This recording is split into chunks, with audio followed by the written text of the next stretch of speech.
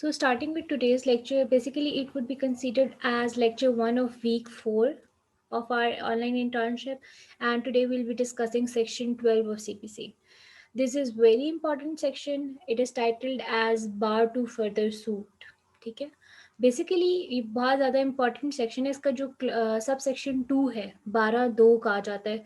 12(2) की एप्लीकेशन दे दो, 12(2) लगा दो, जनरली इस तरह बोला जाता है. जो कि इसका सब सेक्शन 2 जो कि अमेंडमेंट के बाद 1980 में जो है वो ऐड किया गया था, उससे पहले ये ऐड नहीं था. वो बहुत ज़्यादा ऑपरेटिव जो है सब सेक्शन है, लेकिन इसका सब सेक्शन 1 भी उतना ही इम्पॉर्टेंट है.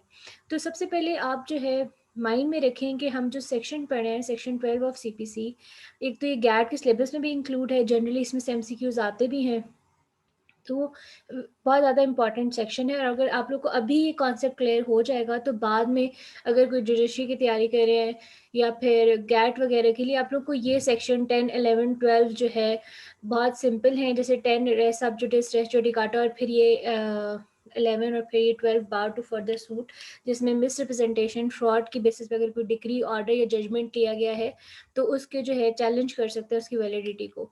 तो बेसिकली जिस्ट इसकी ये है. साथ में हम इसको पढ़ते हैं. मूविंग ऑनवर्ड्स, अब लोग की आसानी के लिए यहाँ पे मैंने मेंशन कर दिया section 12 bar to further suit इसका टाइटल है. इसमें 2 सब सेक्शन है. पहला सब सेक्शन जो है ये मैंने प्रिसाइज करके लिख दिया, उसकी वर्डिंग इटसेल्फ जो और है, लेकिन उसकी जिस्ट क्या है या समरी क्या है या इजी वर्ड्स में वो कहना क्या चाहते हैं. बेसिकली वो कहना ये चाहते हैं कि सब सेक्शन 1 में कि प्लेंटिव को कैसे प्रिक्लूड किया जाए. प्रिक्लूड मतलब रोका जाए कि आप दोबारा सूट फाइल नहीं कर सकते. ये सबसेक्शन 1 में है. और सबसेक्शन 2 जो है आपको ग्राउंड्स बताता है कि आपके पास क्या क्या ग्राउंड्स हो, क्या क्या कंडीशन हो, तो आप जो है चैलेंज कर सकते हैं वैलिडिटी को. किसकी वैलिडिटी को? ऑर्डर, डिक्री और जजमेंट. ये आपने याद रखना है कि ग्राउंड्स बताता है ताकि चैलेंज कर सके वैलिडिटी को, और ऑर्डर, डिक्री और जजमेंट मतलब तीनों चीज़ों की, सिर्फ एक चीज़ की नहीं. ऑर्डर, डिक्री और जजमेंट तीनों को चैलेंज कर सकते हैं, उसके ग्राउंड्स बताता है. और ये ज़्यादा ऑपरेटिव पार्ट ऑफ सेक्शन है ड्यूरिंग प्रैक्टिस.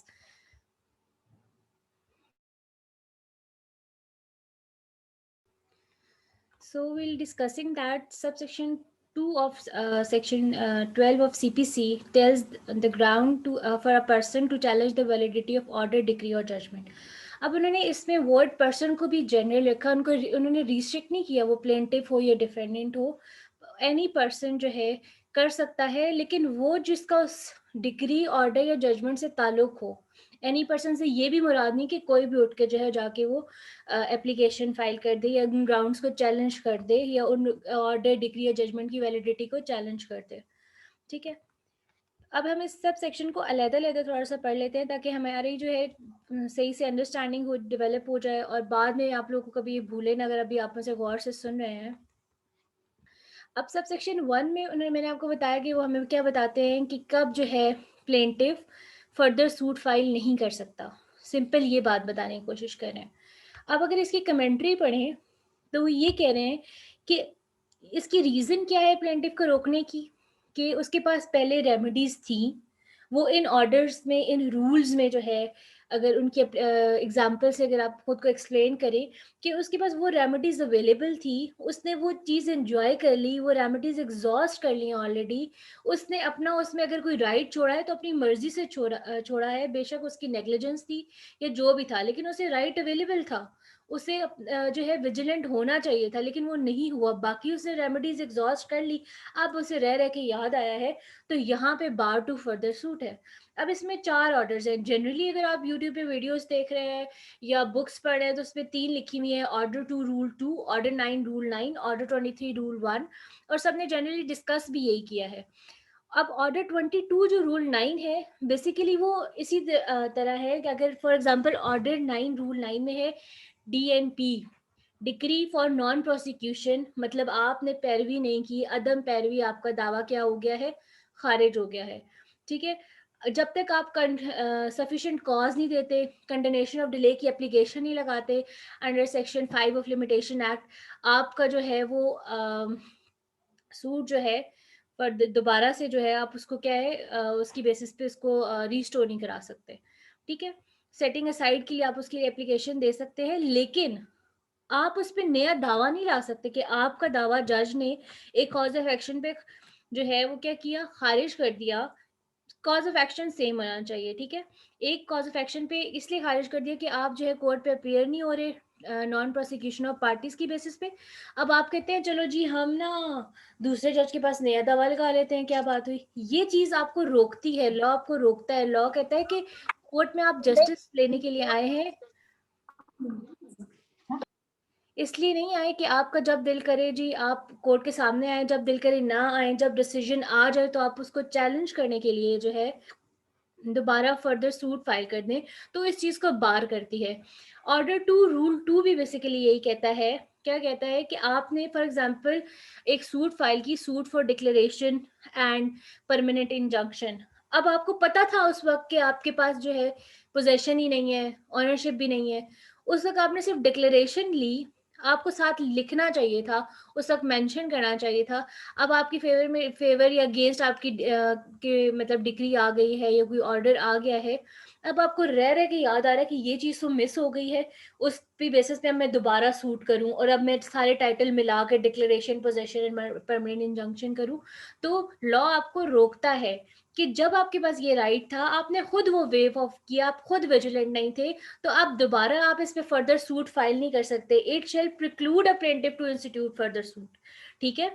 ऑर्डर 23 रूल 1 भी ये है कि अगर आपने एक दफा सूट विदड्रॉ कर लिया, आप दोबारा उसी कॉज ऑफ एक्शन पे जो है सूट फाइल नहीं कर सकते अगर आपने अपनी मर्जी से विदड्रॉ किया है। लेकिन इसमें एक जो है क्या है, एक एक्सेप्शन ये है कि अगर कोर्ट से आपने डिस्कस किया, कोर्ट ने आप खुद कहा कि आपकी जो है इसमें मटेरियल डिफेक्ट है, इसको खत्म करने के लिए आप इसको, ये मतलब जुरिस्डिक्शन वगैरह नहीं बनती, लेकिन कोर्ट ने आपको इजाजत दी, ठीक है, वाया रिटन ऑर्डर, जो इंटरम ऑर्डर्स होते हैं उसके थ्रू, कि हाँ जी आप विड्रॉ कर लें। ये general suggestion the but allow किया कि आप विड्रॉ करें, बेशक दोबारा ऐसी कोर्ट में लगा दे, वहां पे आप कर सकते हैं। लेकिन अगर आपने सिंपली विड्रॉ किया है अंडर ऑर्डर 23 रूल 1, तो आप जो है दोबारा उसकी बेसिस पे सेम कॉज ऑफ एक्शन पे सूट जो है इंस्टीट्यूट नहीं कर सकते। Order 22 rule 9, order 22 basically death या डेथ वगैरह से रिलेटेड है। इंसॉल्वेंट पर्सन या डिसीज की बिहाफ पे अगर लीगल रिप्रेजेंटेटिव आते हैं, तो वो भी यही कह, उसमें भी यही है कि dismissal for non appearance of parties जो है। अब 9 में भी डिसमिसल फॉर नॉन अपेयरेंस है, लेकिन वो जनरल है। ऑर्डर 22 में वही बात सिर्फ जो है डिसीज की या इंसॉल्वेंट पर्सन की लीगल रिप्रेजेंटेटिव की अपेयरेंस से जो है लिंक की हुई है। उसमें भी साथ क्लियरली मेंशन किया गया है कि अगर आप आ गए हैं तो आपको सफिशिएंट कॉज देना पड़ेगा फॉर कंडोनेशन, और कंडोनेशन ऑफ डिले की एप्लीकेशन लगानी पड़ेगी under section 5 of limitation act. ये उसमें लिखा हुआ है, आप इसको खुद खोल के देख के जो है वो पढ़ सकते हैं। अब जो मेन सेक्शन, जो मेन या बहुत ज्यादा डिस्कस्ड पार्ट है, section sub section 2 of section 12 of CPC. Basically वो डिस्कस क्या करता है, ये उसकी वर्डिंग जो बोल्ड हुई है उसकी वर्डिंग नहीं है, लेकिन इसमें वो ये बताना आपको ये चाह रहे हैं कि it discusses that courts have been held to be possessed for inherent powers to set aside. Generally judgment या डिक्री जो है, जजमेंट खासतौर पे चैलेंजेबल नहीं होती, लेकिन यहाँ पे कंडीशन लगा दी कि कोर्ट को इनहेरेंट पावर दे दी, कोर्ट को डिस्क्रिशन दे दी कि वो अपनी ही जजमेंट, डिक्री या ऑर्डर को सेट असाइड कर सकती है। लेकिन रीजन क्या है कि उसमें कोई क्लोजन हो या फ्रॉड हो, मतलब उन्होंने मिली भगत से झूठ बोल के, फ्रॉड करके, मिस रिप्रेजेंटेशन करके वो डिग्री ऑब्टेन की गई हो, तो उस कंडीशन में जो है कोर्ट जो है जस्टिस सर्व करने के लिए अपनी ही और जजमेंट, डिग्री, ऑर्डर को जो क्या कर सकती है, सेट असाइड कर सकती है, और कोई बंदा वहां पे जो पार्टी टू दैट सूट था वो चैलेंज भी कर सकता है, ठीक है। अब ये जो प्रोविजन जिससे मैंने आपको स्टार्ट में बता दिया, इंसर्ट की गई थी 1980 में। 1980 के एक्ट 10 के थ्रू जो है ये सब सेक्शन ऐड किया गया था, उससे पहले ये सब सेक्शन ऐड नहीं था इस सेक्शन में। अब ग्राउंड्स, बेसिकली इस पे इन्होंने हमें बताए हैं, ग्राउंड्स बताए हैं जिसकी बेसिस पे आप क्या कर सकते हैं, जजमेंट, ऑर्डर या डिग्री को चैलेंज कर सकते हैं, उसकी वैलिडिटी को, या उसको कैंसिल करा सकते हैं। चैलेंज करेंगे, अगर गलत निकली तो फिर वो क्या हो जाएगी, कैंसिल हो जाएगी। तो यही जो है उसमें मेन बात है कि आप चैलेंज कर सकते हैं वैलिडिटी को ऑफ ऑर्डर, डिग्री और जजमेंट, ठीक है। और किन ग्राउंड्स पे कर सकते हैं, क्या ग्राउंड्स अवेलेबल हैं जिनको दिमाग में रखे या सामने रख के आप जो है ये एप्लीकेशन फाइल कर सकते हैं, वो है फ्रॉड, मिसरिप्रेजेंटेशन और वांट ऑफ जुरिस्डिक्शन। फ्रॉड और मिसरिप्रेजेंटेशन को सीपीसी में डिफाइन नहीं किया गया, लेकिन दूसरे लॉज में लाइक कॉन्ट्रैक्ट एक्ट वगैरह में आपको इसकी डेफिनेशन मिल जाएगी अगर आपने इसके एसेंशियल इंग्रेडिएंट्स पढ़ना चाहते हैं। फ्रॉड, मिसरिप्रेजेंटेशन या वांट ऑफ जुरिस्डिक्शन की बेसिस पे कि जुरिस्डिक्शन नहीं बनती थी, या मिसरिप्रेजेंटेशन के थ्रू या कोई फ्रॉड करके, फॉर एग्जांपल कॉन्सेंट डिक्री आपने मतलब प्लेंटिफ में भी आपसे कोई बंदा था, डिफेंडेंट में भी आपने मिली भगत से ले ली, और जो बाकी बंदे थे उनका आपने गलत एड्रेस लिख दिया, वो तो अपीयर ही नहीं हो सके। बाद में उनको कहीं 15-20 साल बाद जाके पता चला कि हमारे साथ तो ये हो गया। तो फिर जो है वो उस बेसिस पे जो क्या है कि फ्रॉड या मिसरिप्रेजेंटेशन पे ले गई, वो अब या तो अगर पार्टी थे उस, अगर वो दावा देखते हैं तो उसके थ्रू एप्लीकेशन फाइल कर सकते हैं। अगर पार्टी नहीं थे तो उनके लिए फिर एक अलग एक्सेप्शन है जो हम आगे पढ़ेंगे, वो आएगी तो मैं आप लोगों को बता भी दूंगी। ठीक है, अब रेमेडी इन्होंने क्या बताई गई है, आपने 3 चीज़ें मेन रखनी है जो सेक्शन में है, कि ग्राउंड्स बताए हैं, जिस फॉर एग्जाम्पल आप इसमें चैलेंज कर सकते हैं वैलिडिटी ऑफ ऑर्डर, डिक्री और जजमेंट को, उसके लिए उन्होंने 3 ग्राउंड्स बताए, फ्रॉड, मिसरिप्रेजेंटेशन और वांट ऑफ जुरिस्डिक्शन। ठीक है, और उसकी रेमेडी इन्होंने साथ ही बता दी कि आप एप्लीकेशन लिखेंगे टू द कोर्ट। ठीक है, उसी कोर्ट में जिसमें दावा चल रहा है, बेशक वो सिविल कोर्ट फिर डिस्ट्रिक्ट कोर्ट उससे होके हाई कोर्ट में आया था। अब आखिरी स्टेज पे जब दावा जो है वो डिग्री कहाँ से हुआ, हाई कोर्ट से। तो जिस कोर्ट में जो था आखिरी दफा जो है वो ऑर्डर, डिग्री, जजमेंट आया, उसी में आप एप्लीकेशन फाइल करेंगे। ठीक है, not by separate suit, application लिखेंगे, सेपरेट सूट फाइल नहीं करेंगे। और एप्लीकेशन में मैंने आपको आपको पैटर्न जो है पिछली का बताया था, जनरली उसी तरह की एप्लीकेशन होती है। ठीक है, सिंपल सी, सेपरेट सूट या सेपरेट कोर्ट फीस या उस तरह की चीजें इसमें फॉलो नहीं होंगी। ये सेक्शन में एक्सप्लिसिटली लिखा हुआ है तो आपने फॉलो भी करना ही पड़ेगा, इसके बगैर 12(2) का प्रोसीजर जो है वो फुलफिल नहीं होता।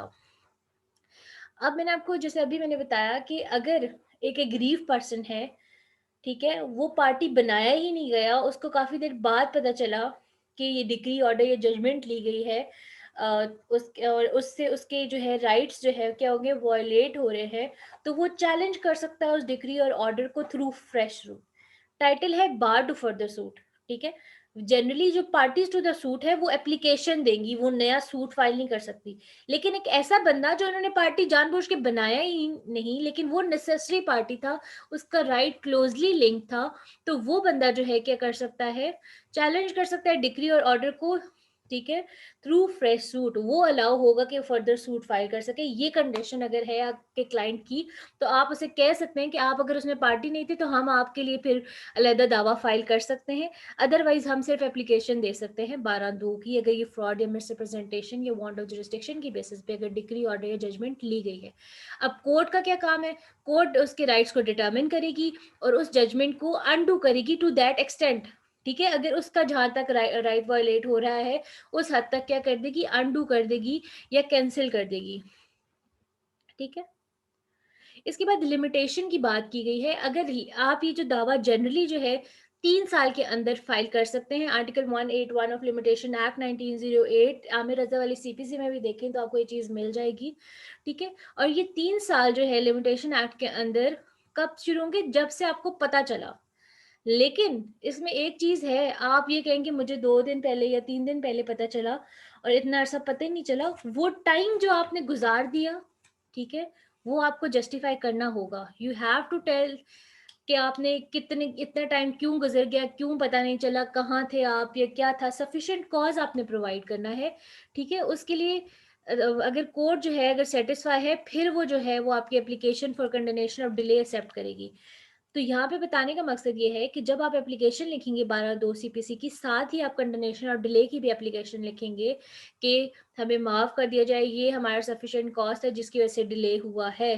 ठीक है, तो कोर्ट को अगर लगता है कि जी हाँ अभी इनको थोड़ा टाइम पहले पता चला है और अभी 3 साल गुजरे नहीं है और ये कोर्ट में आ गए हैं, तो वो आपका मैटर सुन लेगी। ठीक है, The bar of limitation would not be retracted if a decree is fraudulent obtained or is based on a void agreement. अब यहाँ पे वो क्या कह रहे हैं कि लिमिटेशन जो है वहां पे जो ऑब्जर्व नहीं की जाएगी, जहां पे एक कंडीशन तो ये है कि फ्रॉडुलेंटली ऑब्टेन्ड है, दूसरा ये था कि एग्रीमेंट ही वॉइड था। वॉइड क्या होता है, एक होता है ना अवॉइडेबल, अगर कोई बंदा उसकी इलीगैलिटी को या जो उसके अंदर अभी कमी पेशी है उसको खत्म कर दे, वो वैलिड हो जाता है। अगर ना करे, माने ही ना, तो थोड़ा टाइम के बाद क्या होता है, वॉइड हो जाता है, इलीगल हो जाता है। एक एग्रीमेंट जो था ही इलीगल, ठीक है, था ही सारा फ्रॉड। और अब ऐसे जो इलीगल या फ्रॉडुलेंट एग्रीमेंट्स होते हैं उसको तो कोर्ट एंटरटेन ही करती है। बाद में पता चलता है कि एग्रीमेंट ही वॉइड था, तो कोर्ट किसी को भी जो है फेवर नहीं देगी, ये लिमिटेशन का बार अट्रैक्ट ही नहीं होगा, ठीक है। ना प्लेंटिफ, ना डिफेंडेंट, ना कोई पार्टी जो नेसेसरी प्रॉपर थी, क्योंकि ये एग्रीमेंट ही वॉइड था। राइट टू अपील, ठीक है। अब जो है अपीलेबल ऑर्डर्स बेसिकली कहाँ पे डिस्कस्ड हैं, सेक्शन 104 में, ठीक है। टू 214 में जो है जैसे ऑर्डर जो है डिफाइन किया गया है, ऑर्डर की डेफिनेशन सेक्शन 2 आगे सब सेक्शन 14, उसी तरह अगर उस पर जीरो लगा दे 104, वो अपीलेबल ऑर्डर्स है। सिर्फ वो ऑर्डर्स अपीलेबल हैं जो सेक्शन में बता दिए गए, otherwise order is not appealable. तो वो ये कह रहे हैं कि ये जो ऑर्डर है, अगर इस सेक्शन के तहत अगर एप्लीकेशन का कोई ऑर्डर आता है तो वो उस कैटेगरी में फॉल नहीं करता, वो अपीलेबल ऑर्डर नहीं है। सेम इज दैट कि ये डिग्री भी नहीं है प्रॉपर, ठीक है। अगर इस एप्लीकेशन का दोबारा डिसीजन आता है तो वो प्रॉपर डिग्री नहीं कंसीडर होगी। It is also doubtful if it will be degree, and it is not made in a suit but on application, क्योंकि वो सूट की बेसिस पे नहीं, एप्लीकेशन की बेस पे फाइल जो है वो डिसाइड किया गया है, therefore will not be appealable as decree, ठीक है। वो डिग्री के तौर पे भी अपीलेबल नहीं है। बेसिकली वो कह रहे हैं कि इस एप्लीकेशन का अगर कोई जवाब डिसीजन आता है तो वो अपीलेबल नहीं है। आप इसको दोबारा किसी कोर्ट में चैलेंज नहीं कर सकते, आप इतना लंबा जो है इसको बहुत ज़्यादा खींच नहीं सकते। ऑलरेडी ये आपको रिलीफ ग्रांट किया गया है, ऑलरेडी जो सूट ऑर्डर ऑर्डर डिग्री या जजमेंट जो है गिवन था, जो डिसाइडेड केस था, तो इसके खिलाफ अपील अवेलेबल नहीं है। आप इसको किसी कैटेगरी में खींच के जो है लेके नहीं जा सकते कि ये अपीलेबल एज ऑर्डर है, अपीलेबल एज डिग्री है। रीजन भी उन्होंने डिग्री के लिए बता दी कि डिग्री से वही होगी जो डिफाइन हो गई सेक्शन 2 सब सेक्शन 2 में, और अगर उसकी जो है वो इसेंशियल्स पूरे करते हैं तब वो डिग्री होगी। लेकिन यहाँ पे उसकी डिग्री के डेफिनेशन के अंदर फॉल नहीं करता, तो इसलिए ये अपीलेबल एज डिग्री नहीं है, ठीक है। फर्दर एक्सप्लेनेशन ऑफ ग्राउंड्स ये हैं, कुछ जो मेन बातें इससे लिंक्ड हो सकती हैं, इसके सामने मैंने जो है केस लॉज मेंशन कर दिए हैं। द फ्रॉड और misrepresentation should have been practice during proceeding in court and not outside the court. वो ये कह रहे हैं कि कोर्ट की प्रोसीडिंग के दौरान अगर आप प्रूव कर देते हैं एविडेंस में, एविडेंस के थ्रू, ठीक है, अगर आपसे पूछा जाता है रिबटल के थ्रू कि यहाँ पे क्या हो रहा था, फ्रॉड हुआ है ड्यूरिंग प्रोसीडिंग इन कोर्ट्स और झूठी गवाही वगैरह, झूठा एविडेंस दिया गया है और दूसरा बंदा मान भी जाता है, तो फिर जो है उसकी बेसिस पे जो है वो कंसीडर आपकी एप्लीकेशन एक्सेप्ट की जाएगी और उसकी बेसिस पे आपकी फेवर में डिसीजन दिया जाएगा, ठीक है। बेसिकली फोकस क्या पे करना है, ये केस लॉ जिसको पॉइंट आउट कर रहे हैं कि ये जो फ्रॉड या मिसरिप्रेजेंटेशन जो ग्राउंड्स बताए गए हैं 12(2) में, basically during the proceeding in court होने चाहिए, नॉट आउटसाइड द कोर्ट। और इसकी साइटेशन है 2005 SCMR 1848, 2004 SCMR 843। शुरू का जो है जैसे ईयर होता है कि इस ईयर का ये केस लॉ है, 2005, 2004, 2002। मिड में जो है SCMR, यहाँ पे भी SCMR होगा जहाँ पे 2004 के साथ, और 2002 MLD। अब लॉ साइट पे उन्होंने खुद ही बाइफरकेशन की हुई, आप क्लिक करेंगे आगे जो ये एंड पे हैं, ये क्या है, ये पेज नंबर्स हैं। ये उन स्टूडेंट्स के लिए जिनको नहीं पता, तो मैंने कहा कि मैं साथ ही बता दूं, ठीक है। ईयर, फिर ये बाइफरकेशन ऑलरेडी होती है पाकिस्तान लॉ साइट में, अगर आप केस सर्च कर रहे हैं, और ये आगे उसके पेज नंबर हैं, तो पेज नंबर वाले बॉक्स में आप ये नंबर ऐड कर देंगे। इसके बाद नेक्स्ट पॉइंट है, fraud includes untrue statement by one who did not believe it to be true and active concealment of facts. Fraud basically क्या होगा कि आपने झूठी जो है स्टेटमेंट्स दी हैं, ठीक है, जो कि सच नहीं थी, और आपने फैक्ट्स को एक्टिवली खुद मतलब कंसील किया है, छुपाया है।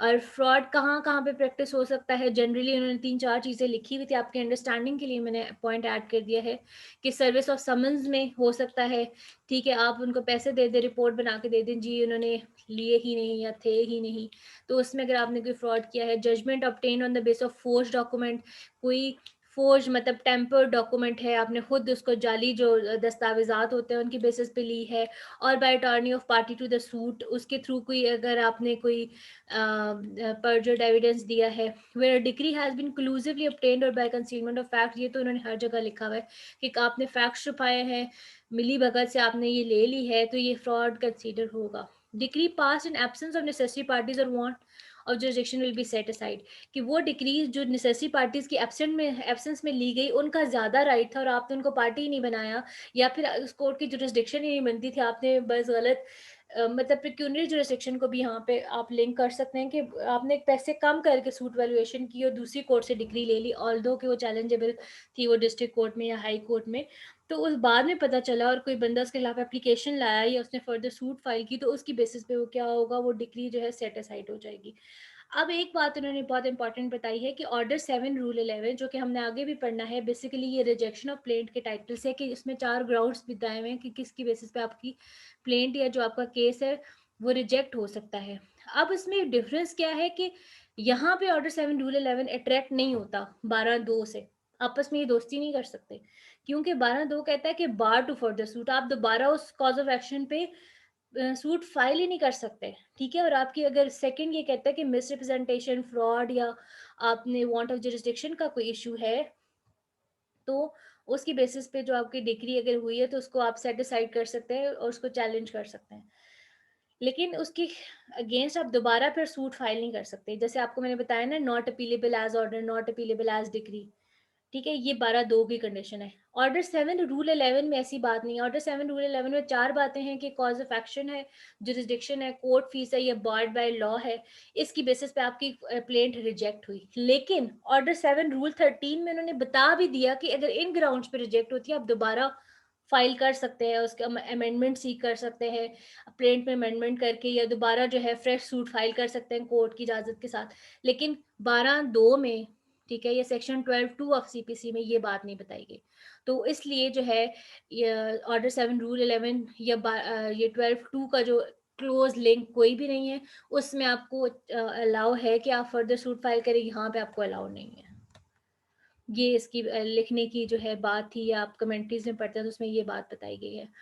अब प्रोसीजर कॉम्प्लिकेशंस हैं कि जनरली क्या पॉइंट्स सोर्स आपको पता होने चाहिए, ठीक है, कि अब इस एप्लीकेशन का क्या प्रोसीजर होगा, कैसे इसको डिटरमिन किया जाएगा, कैसे प्रोसीजर चलाया जाएगा, इसका कोई क्लियर प्रोसीजर लॉ में गिवन नहीं है। लेकिन अंडर सेक्शन 141 है, आई गेस सेक्शन मैंने मेंशन नहीं किया, लेकिन केस लॉ मैंने मेंशन किया, आप इसको पढ़ सकते हैं, 2013 YLR 565, उसमें जो सूट का प्रोसीजर है बताया गया है फॉर डिटर्मिनेशन, ठीक है, और सच एप्लीकेशंस वो फॉलो किया जा सकता है। अब वो भी क्या है कि किस तरह आप, अगर कोई एविडेंस है, अगर जो पार्टी अलेज कर रही है वो प्रूफ करेगी, ठीक है, one who asserts has to prove, और अगर कोर्ट को इशू फ्रेम करना पड़ते हैं नहीं तो वो करेंगे, उसके बाद एविडेंस जो रिकॉर्ड पे है, जो ऑलरेडी है, उसको भी स्क्रूटनाइज किया जा सकता है। अगर मजीद एविडेंस चाहिए उनको अपने फैक्ट्स को प्रूव करने के लिए तो उसको अलाउ किया जाएगा।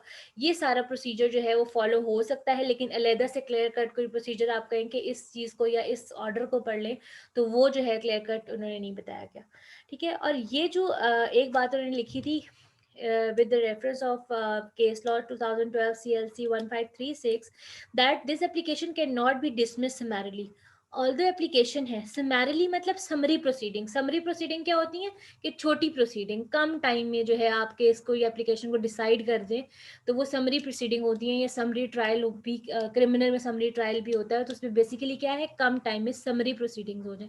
तो लेकिन ये एप्लीकेशन आप समैरिली ट्राई नहीं कर सकते, अगर इस पर अगर आपको टाइम लगता है, आप एविडेंस दोबारा देखें, इशू फ्रेम करने पड़ते हैं, आप करेंगे, ठीक है। रेफरेंस इसके क्या है से केस लॉ 2012 CLC 1536। उसके बाद जो है आगे वो डिस्कस करते हैं, allegation of fraud can only be established by an elaborate inquiry for which purpose issues will have to be frame but court is not bound to frame issue. कि अगर जरूरत है तो कोर्ट इशू फ्रेम कर सकती है, लेकिन court bound नहीं है, ठीक है, to frame issue or to record evidence, and can decide on the basis of material before it. And in appropriate cases compensatory cost under section 35A, इसको focus करें, 35A of CPC may be imposed। 35A में basically जो cost होती है ना, कि आप delay है या आपने झूठी बात की है, झूठी एप्लीकेशन दी है, तो कोर्ट को अगर लगे कि फ्रॉड वगैरह हुआ है, तो या तो वो फ्रेम इशू करवा सकती है, एविडेंस रिकॉर्ड दोबारा करा सकती है, या जो ऑलरेडी प्रोवाइड था उसकी बेसिस पे केस डिसाइड कर सकती है। लेकिन अगर लगे कि झूठ बोले थे, ये डिलेइंग टैक्टिक्स है, और प्रूव हो जाए, तो कोर्ट ये भी order may be impose cost के एक तो दूसरी पार्टी के खिलाफ डिसीजन दे देगी, बेशक जो लेके आया है केस की, आप झूठी बात लेके आए, आप जानबूझ के इसमें एक नया लुत्फ़ तलने की कोशिश कर रहे हैं इस केस में, ठीक है? ऑलरेडी ये डिसाइडेड और बिल्कुल ठीक है और पता चल जाए कि हाँ जी, इनके ये जानबूझ के इस तरह कर रहे थे, तो कोर्ट विद कॉस्ट, हम अक्सर लिखते हैं प्रेयर में कि विद कॉस्ट इसको जो है डिसाइड किया जाए एप्लीकेशन को, तो मतलब जुर्माने के तौर पे अंडर सेक्शन 35A और सीपीसी जो है उनको कॉस्ट जो है कंपनसेटरी कॉस्ट भी ऐड कर सकती है कि ये आप इनको दें क्योंकि आपने इनको जो है खराब करने की कोशिश की या झूठ बोला है कोर्ट में आके। उसके लिए साइटेशन है 2010 SCMR 1073, ठीक है? और ये कुछ रेलेवेंट केस लॉज है। एक 2021 का CLC 400 Islamabad Ahmad Murtaza versus Nasira Fatima Sughra, 2020 CLC 1440 Lahore high court Lahore. ये इसमें ज़रा इन डिटेल डिस्कस है, 12(2) आप इसको पढ़ सकते हैं। Jubilee general insurance company limited versus Ravi steel company, 2012 CLCN 45 Karachi high court Sindh. Ghulam Nabi Qureshi versus government of Pakistan through secretary ministry of defence. Basically ये तीनों जो केस लॉज हैं ये सेक्शन 12 और उसके सब सेक्शन 2 जो मिस रिप्रेजेंटेशन फ्रॉड या वांट ऑफ जुरिस्डिक्शन की बेसिस पे चैलेंज करते हैं उससे लिंक्ड है। तो आप इनको देख सकते हैं या अगर आप जनरली भी कोई कहीं पे पेपर में अटेम्प्ट कर रहे हैं या वैसे कहीं क्वेश्चन अटेम्प्ट कर रहे हैं क्विज वगैरह में, तो आप केस लॉज की साइटेशन ऐड कर सकते हैं, ठीक है? ये एक बात। उसके अलावा आज हमने जो है ड्राफ्टिंग ऑफ एन एप्लीकेशन को जो है वो डिस्कस करना है कि किस तरह एप्लीकेशन ड्राफ्ट होगी। उसके बाद इसकी बेसिस पे आपको क्या किया जाएगा, आपको असाइनमेंट असाइन की जाएगी। पहले इस दफ़ा आप एप्लीकेशन लिखेंगे और मैं उसको वैल्यूएट करूँगी, उसके बाद में उस जो है जो सोल्यूशन है वो हम एक सैम्पल के थ्रू डिस्कस करेंगे। आप लोगों को अपनी मिस्टेक्स पता चल जाएंगी, ठीक है? यहाँ पे अब आप लोगों का काम आ गया कि आपने ड्राफ्टिंग खुद करनी है और खुद को वैल्यूएट करना है। नो मैटर आपको नहीं आती लेकिन ट्राई करें। तो एप्लीकेशन का प्रोसीजर हमने लास्ट टाइम क्या पढ़ा था, जैसे सूट स्टार्ट करते हैं, कोर्ट का नाम होता है, पार्टीज का नाम होगा, वहाँ पे वो प्रोटेस्टर होगा वर्सेस जो भी पार्टी है वो डिफेंडेंट होगा, एज्यूम कर लें नाम, फिर लिखेंगे सन ऑफ, रेजिडेंट ऑफ, ये चीज़ें सब आपने लिखनी है, ठीक है? उसके बाद टाइटल होगा, ठीक है? आप उसमें ये लिख सकते हैं, टाइटल में जनरली क्या लिखेंगे कि आपने चैलेंज करना है वैलिडिटी को, बेसिकली आप कैंसिल कराना चाह रहे हैं ऑर्डर, डिक्री या जजमेंट को, तो application for cancellation of order, decree, judgment, ठीक है, रेड विद सेक्शन 12(2) और CPC, ठीक है, along with all relevant provision, ये जनरली लिख दिया जाता है ताकि इन केस अगर आपसे कोई चीज़ मिस हो गई है तो आप उसमें ऐड कर दें, या फिर आप कोई और सर्टेन ऑर्डर है उसके थ्रू फॉर एग्जांपल कोई डिसीजन प्रिज्यूम कर रहे हैं उसको लिंक कर सकते हैं रेड विद सेक्शन 12(2), ये आपका टाइटल हो सकता है। उसके बाद आपने प्रिसाइज से फैक्ट्स लिखने हैं, वो बेसिकली क्या होता है पॉइंट्स में होगा, कोहरेंस होनी चाहिए, एक मतलब प्रिसाइज ही आपने स्टोरी लिखनी है, सारा दोबारा उठा के नहीं लिख देना क्योंकि ये एप्लीकेशन है। लेकिन इस एप्लीकेशन में आप ये लिखेंगे, ठीक है, कि क्योंकि हमने जैसे कहा ना कि सेम कोर्ट में होना चाहिए, सेम जुरिस्डिक्शन में, तो इसमें ये है कि आप लिखेंगे कि ये कोर्ट थी। अगर आप ये दिमाग में प्रिज्यूम कर सकते हैं ना कि ये तो 15 साल पुराना केस है, अब जो वहाँ पे जज था वो जज तो रहा नहीं, लेकिन कोर्ट आप पता करें, अगर वही कोर्ट है, सिविल कोर्ट है, क्रिमिनल तो नहीं, सिविल कोर्ट है, डिस्ट्रिक्ट कोर्ट है, या सिविल जज क्लास 1, क्लास 2, क्लास 3 की कौन सी कोर्ट है, अब उस पर कौन सा जज बैठता है, आप उसका नाम लिख देंगे, ठीक है, कि इनकी इस कोर्ट में लगा था, जज वो थे, ठीक है? या आप लिखेंगे ना कि आपकी कोर्ट पे हम ये जो है एप्लीकेशन लाए हैं, जो भी जज साहब है, लेकिन यहाँ पे ऑलरेडी ये 15 साल पुराना केस है, इसका सूट नंबर ये था, टाइटल नंबर ये था, ठीक है, ये फाइल की गई, उसकी बेसिस पे ये डिग्री ऑब्टेन की गई, इस तरह, ठीक है, ये फ्रॉड कमिट किया गया, 2-3 पॉइंट्स जनरली से, ठीक है, वो आपने लिखने हैं, तो उसमें आपने मेंशन करना है कि ये हुआ। अब हम जो है उस 12(2) की एप्लीकेशन देना चाहते हैं कि ये फ्रॉड किया, मिसरिप्रेजेंटेशन की बेस पे लिया गया है। उसके बाद फिर वही आखिरी पैराग्राफ के कॉज ऑफ एक्शन ये एक हुआ जब हमें इस दिन से जो है पता चला, हमें इस चीज़ का नॉलेज हुआ, इस ये दिस कोर्ट इज कॉम्पिटेंट और this court have jurisdiction to deal with it, और फर्दर लीगल जो है वो फॉर्मेलिटीज आर फुलफिल्ड। उसके बाद प्रेयर, ठीक है।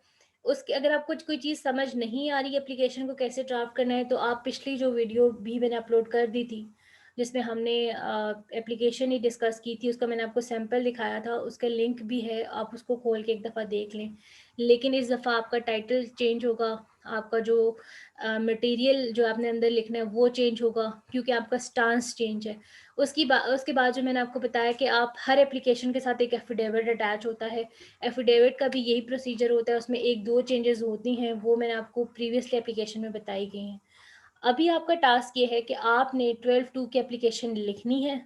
जब आप ये सबमिट कर देंगे, उसके बाद हम नेक्स्ट जो है इसका जो फॉर एग्जांपल कंसीडर होता है लेक्चर 2 ऑफ वीक 4, उसमें है पहले सैंपल के थ्रू जो आपको बताया जाएगा कि ये एप्लीकेशन थी, ये पैटर्न था।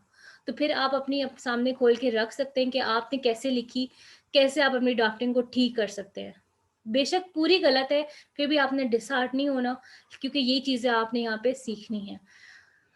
ठीक है, ये ओवरव्यू ऑफ एप्लीकेशन यही था कि मैंने आपको बता दिया कि इस तरह एटलीस्ट आपने स्टार्ट करनी है, जैसे भी आपको समझ आए। उसके बाद जब आप सबमिट करा देंगे असाइनमेंट जो है, और उसकी बेसिस पे आपकी इवैल्यूएशन होगी और आपको मार्क्स भी बताएंगे और उसका करेक्ट वर्जन भी आपको दिखाया भी जाएगा और आपके साथ जो है वो शेयर भी किया जाएगा।